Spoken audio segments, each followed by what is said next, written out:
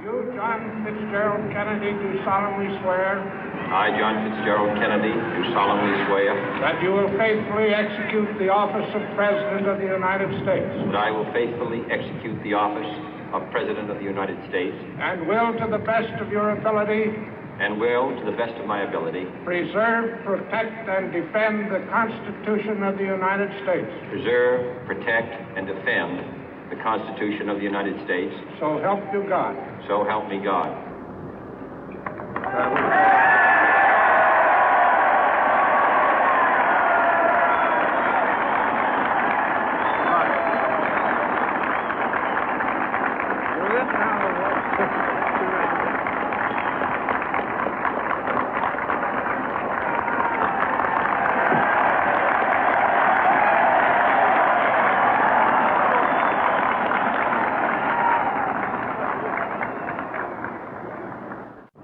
Vice President Johnson, Mr. Speaker, Mr. Chief Justice, President Eisenhower, Vice President Nixon, President Truman, Reverend clergy, fellow citizens. We observe today not a victory of party, but a celebration of freedom, symbolizing an end as well as a beginning, signifying renewal as well as change. For I have sworn before you and Almighty God the same solemn oath our forebears prescribed nearly a century and 3/4 ago. The world is very different now, for man holds in his mortal hands the power to abolish all forms of human poverty and all forms of human life. And yet the same revolutionary beliefs for which our forebears fought are still at issue around the globe. The belief that the rights of man come not from the generosity of the state, but from the hand of God. We dare not forget today that we are the heirs of that first revolution. Let the word go forth from this time and place to friend and foe alike that the torch has been passed to a new generation of Americans born in this century, tempered by war, disciplined by a hard and bitter peace, proud of our ancient heritage, and unwilling to witness or permit the slow undoing of those human rights to which this nation has always been committed and to which we are committed today at home and around the world.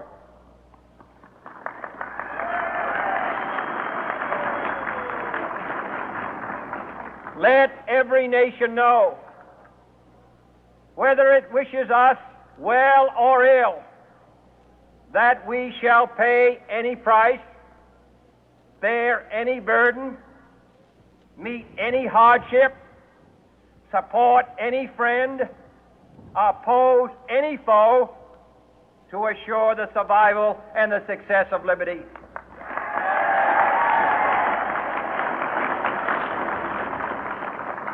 This much we pledge and more. To those old allies whose cultural and spiritual origins we share, we pledge the loyalty of faithful friends. United, there is little we cannot do in a host of cooperative ventures.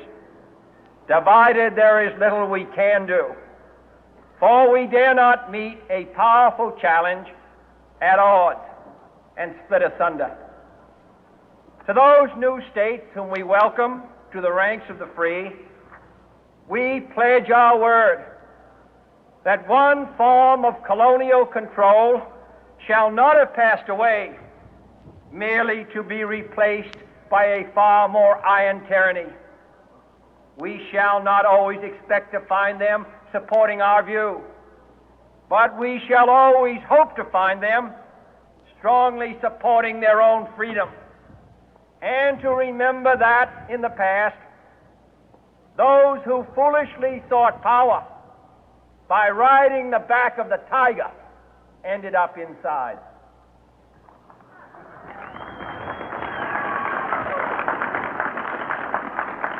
To those people in the huts and villages of half the globe struggling to break the bonds of mass misery, we pledge our best efforts to help them help themselves for whatever period is required, not because the communists may be doing it, not because we seek their votes, but because it is right. If a free society cannot help the many who are poor, it cannot save the few who are rich.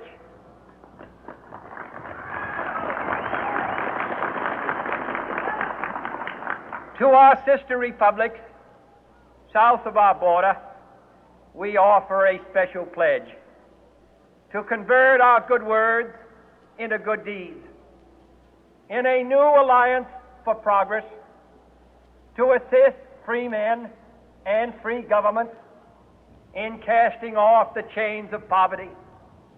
But this peaceful revolution of hope cannot become the prey of hostile powers.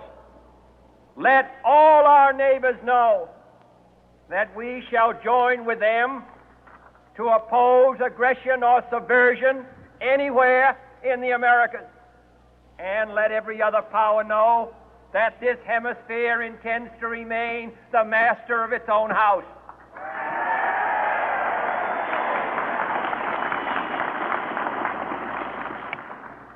To that World Assembly of Sovereign States, the United Nations, our last best hope, in an age where the instruments of war have far outpaced the instruments of peace, we renew our pledge of support to prevent it from becoming merely a forum for invective, to strengthen its shield of the new and the weak, and to enlarge the area in which its writ may run. Finally, to those nations who would make themselves our adversary, we offer not a pledge, but a request that both sides begin anew the quest for peace. Before the dark powers of destruction, unleashed by science, engulf all humanity in planned or accidental self-destruction, we dare not tempt them with weakness, for only when our arms are sufficient beyond doubt can we be certain beyond doubt that they will never be employed. But neither can two great and powerful groups of nations take comfort from our present course, both sides overburdened by the cost of modern weapons, both rightly alarmed by the steady spread of the deadly atom, yet both racing to alter that uncertain balance of terror that stays the hand of mankind's final war. So let us begin anew, remembering on both sides that civility is not a sign of weakness, and sincerity is always subject to proof.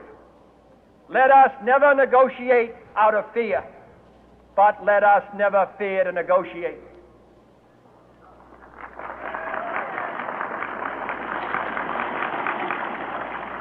Let both sides explore what problems unite us, instead of belaboring those problems which divide us. Let both sides, for the first time, formulate serious and precise proposals for the inspection and control of arms, and bring the absolute power to destroy other nations under the absolute control of all nations.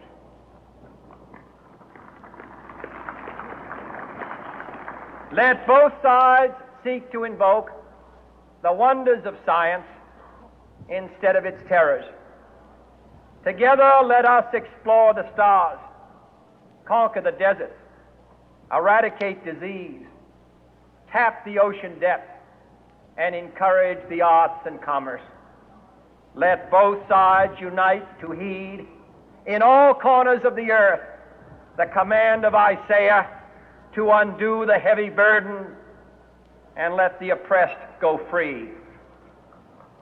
And if a beachhead of cooperation may push back the jungle of suspicion, let both sides join in creating a new endeavor, not a new balance of power, but a new world of law, where the strong are just and the weak secure and the peace preserved. All this will not be finished in the first 100 days, nor will it be finished in the first 1,000 days, nor in the life of this administration, nor even perhaps in our lifetime on this planet. But let us begin.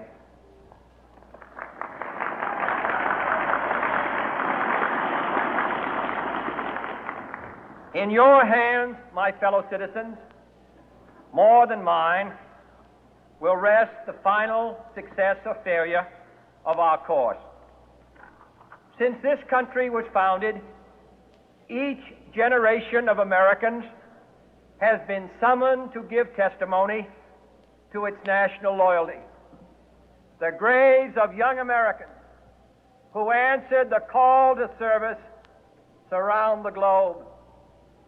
Now the trumpet summons us again, not as a call to bear arms, though arms we need, not as a call to battle, though in battle we are, but a call to bear the burden of a long twilight struggle, year in and year out, rejoicing in hope, patient in tribulation, a struggle against the common enemies of man, tyranny, poverty, disease, and war itself.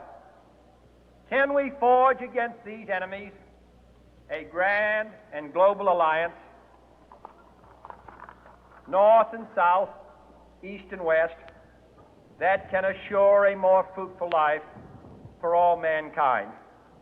Will you join in that historic effort?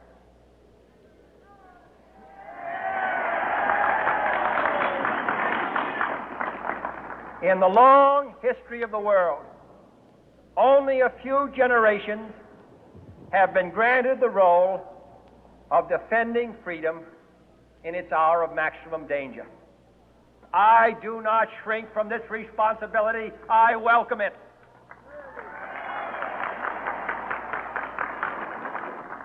I do not believe that any of us would exchange places with any other people or any other generation. The energy, the faith, the devotion which we bring to this endeavor will light our country and all who serve it. And the glow from that fire can truly light the world. And so, my fellow Americans,